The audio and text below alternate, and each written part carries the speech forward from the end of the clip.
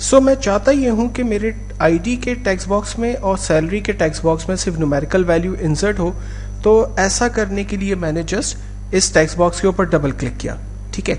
और जब मैंने टेक्स्ट बॉक्स पर डबल क्लिक किया तो इस टेक्स्ट बॉक्स का मेरे पास चेंज इवेंट खुल गया है। चेंज इवेंट का मतलब है कि जब मैं इस पर कोई इंफॉर्मेशन इंसर्ट करूं तो वो उसको चेंज कर दे। फिलहाल मुझे इन्फॉर्मेशन को चेंज नहीं करवाना, फिलहाल मैं ये चाहता हूँ कि जैसे ही मैं नंबर या कोई भी वैल्यू यहाँ पर इंसर्ट करूँ तो उसको वो चेक करे। अगर वो इन्फॉर्मेशन नंबर है तो उसको एक्सेप्ट करे और अगर वो टेक्स्ट है तो उसको वो रिजेक्ट कर दे, ठीक है। तो इसलिए मुझे चेंज इवेंट पे नहीं काम करना बल्कि की प्रेस इवेंट पे काम करना है। जैसे मैं की प्रेस करूँ तो आने वाली इन्फॉर्मेशन को चेक करे। सो टेक्स्ट बॉक्स 1 के चेंज इवेंट की जगह मैं यहाँ से ले लेता हूँ की प्रेस इवेंट, राइट। और मैं इसे कहता हूं इफ की एस की, अच्छा ये आप स्मॉल में लिखें कैप्स में लिखें कोई मसला नहीं, आपकी मर्जी है, मैं इसको स्मॉल में लिख देता हूं। मैंने कहा इफ की एस की इज ग्रेटर देन 47 एंड की एस की इज लेस देन 58, देन क्या करे, की एस की को बराबर कर दे की एस की के, एल्स की एस की को बराबर कर दे 0 के, एंड इफ। अच्छा ये की एस की क्या है? एक्चुअल में जब आप अपने कंप्यूटर में कोई भी टेक्स्ट टाइप करते हैं तो उसका अपना एक एस की कोड होता है, राइट। ए लिखते हैं कैपिटल में तो उसका एस की कोड होता है 65, बी लिखते हैं कैपिटल में तो उसका कोड है 66, स्मॉल में ए लिखते हैं तो उसका कोड होता है 97, बी लिखते हैं तो उसका कोड होता है 98। आप गूगल करें तो आपको ये इसकी पूरी एक डायग्राम मिल जाएगी कि ए अगर टाइप करते हैं तो उसकी कौन सी एस की जनरेट होती है, बी लिखते हैं तो कौन सी एस की जनरेट होती है। तो इस तरह से हर की के अगेंस्ट में क्या रिजल्ट जनरेट होता है वो आपको पता चल जाता है, उसका अपना एक एस की कोड होता है। तो जो हमारे पास नंबर होते हैं 0 से 9 तक के, उसके कोड होते हैं 48 से 57 के बिटवीन, ठीक है। 48, 49, 50, 51, 52, 53, 54, 55, 56 एंड 57। तो इसलिए मैंने कह दिया अगर की एस की ग्रेटर देन 47 आती है तो ज़ाहिर 47 को इग्नोर करेगा, 48 से काउंट करेगा, और 57 से लेस देन हो तो 58 को इग्नोर करेगा, 57 तक काउंट करेगा। तो उसके बिटवीन कितने हो गए? 10 नंबर्स हो गए। सो मैंने कहा इफ़ की एस की यानी कोई भी की प्रेस होती है उसको चेक करे कि अगर वो 48 से 57 के बिटवीन है तो की एस की को अलाउ कर दे जो भी नंबर आ रहा है, अदरवाइज 0 प्रिंट कर दे। 0 जो है वो नथिंग है, कुछ भी नहीं इंटर होने देगा। चेक कर लेते हैं। रन किया मैंने, चूंकि मैंने इसके की प्रेस पे लिखा है, मैं यहाँ पर ओप्स टेक्स्ट टाइप कर रहा हूँ, वो टेक्स्ट टाइप हो रहा है। सो हम देखते हैं कि प्रॉब्लम क्या है। एंड करते हैं, इस टेक्स्ट बॉक्स पर डबल क्लिक करते हैं और चेक करते हैं कि एस की, राइट, यहाँ देखें स्पेलिंग प्रॉब्लम है। सो हमने कहा की एस की ग्रेटर देन 47 एंड की एस की लेस देन 58, तो की एस की प्रिंट करते 1 0। दोबारा रन करते हैं और अब मैं यहाँ पर ABCD टाइप करने की कोशिश कर रहा हूँ, नहीं हो रहा है, लेकिन मैं 0 1 2 3 4 5 6 7 8 9 टाइप कर रहा हूँ तो ये प्रॉपरली इंसर्ट हो रहा है, ठीक है।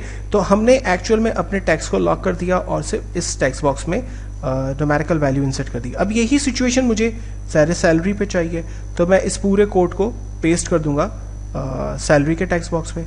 एंड करते हैं, इस टेक्स्ट बॉक्स पे डबल क्लिक करते हैं, इस पूरे कोड को कॉपी कर रहा हूँ मैं Ctrl+C, और अब की बार मैंने सेलेक्ट कर दिया है सैलरी का टेक्स्ट बॉक्स। सैलरी के टेक्स्ट बॉक्स से चेंज इवेंट पे नहीं काम करना, मुझे काम करना है इसके की प्रेस पे, और मैंने इसे भी पेस्ट कर दिया, एज इट इज पेस्ट कर दिया।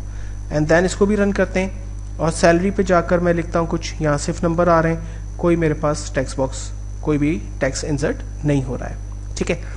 अब मुझे करना यह है कि अच्छा अगर इसकी लेंथ आपको सेट करनी, जैसे आप नंबर अगर इंसर्ट करोगे तो नंबर जाते ही चले जाएंगे। तो अगर आप ये चाहते हो कि यहाँ पर सपोज 7 डिजिट्स या 8 डिजिट्स या 9 डिजिट से बड़ी वैल्यू ना जाए, इस टेक्स्ट बॉक्स पे भी इसी तरह से 9 डिजिट से बड़ी वैल्यू ना जाए, तो इसके लिए आप अपने टेक्स्ट बॉक्स को सेलेक्ट करते हैं और हमारे पास टेक्स्ट की एक लेंथ होती है उसको हम सेट करते हैं। जैसे ये टेक्स्ट की मैक्स लेंथ 0 दी हुई है, हम इसको सेट कर लेते हैं 5। दूसरे सैलरी पे चले जाते हैं, इसकी टेक्स्ट की मैक्स लेंथ दे देते हैं सपोज 8, और अब मैं इसको रन करता हूँ F5 करके रन किया और मैं यहाँ पर इंसर्ट करता हूँ तो देखें 5 से बड़ा नंबर, मतलब 5 डिजिट्स जो है वो एंटर हो रहे हैं, उससे बड़ी वैल्यू नहीं जा रही। और सैलरी इंसर्ट कर रहा हूँ तो 8 डिजिट्स तक सैलरी एक्सेप्ट कर रहा है, उससे बड़ी सैलरी एक्सेप्ट नहीं कर रहा। तो ये आपकी आप पे डिपेंड करता है कि आप कितने नंबर्स उस पर इंसर्ट करने की परमिशन देना चाहते हैं, नहीं देना चाहते, व्हाटएवर जो भी आप चाहें। ठीक है, अच्छा अब चूंकि मुझे टेक्स्ट बॉक्स के साथ भी काम करना है, मैं चाहता हूँ कि यहाँ पर जो भी टेक्स्ट इंसर्ट हो तो वो प्रॉपर केस के अंदर कन्वर्ट हो जाए, और अगर यहाँ कोई नंबर इंसर्ट करने की कोशिश करे तो नंबर इंसर्ट ना हो।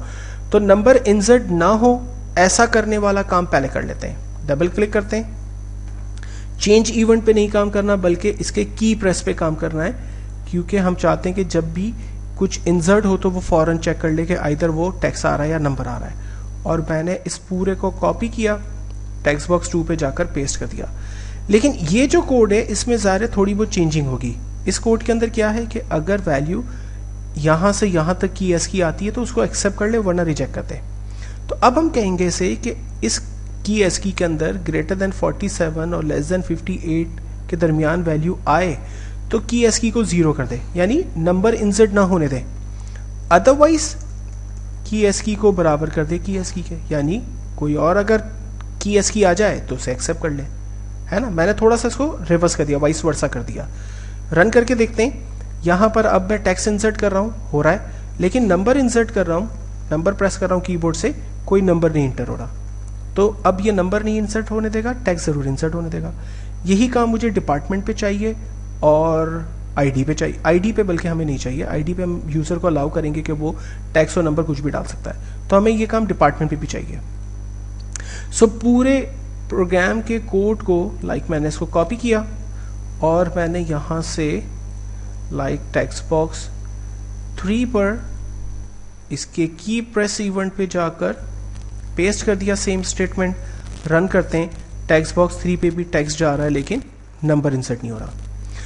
लेकिन अब मैं ये चाहता हूँ कि यहाँ पर जो टेक्स्ट इंसर्ट हो वो प्रॉपर केस में आ जाए। ठीक है, तो इसके लिए मुझे इस टेक्स्ट बॉक्स के चेंज इवेंट पे काम करना होगा, टेक्स्ट बॉक्स 2 के चेंज इवेंट पे, यानी जो इन्फॉर्मेशन आए उसको वो चेंज कर दे। तो इसका एक बहुत ही सिंपल, टेक्स्ट बॉक्स 2 को बराबर कर दे string conversion CONV, bracket open, और हमने कहा टेक्स्ट बॉक्स 2 कॉमा।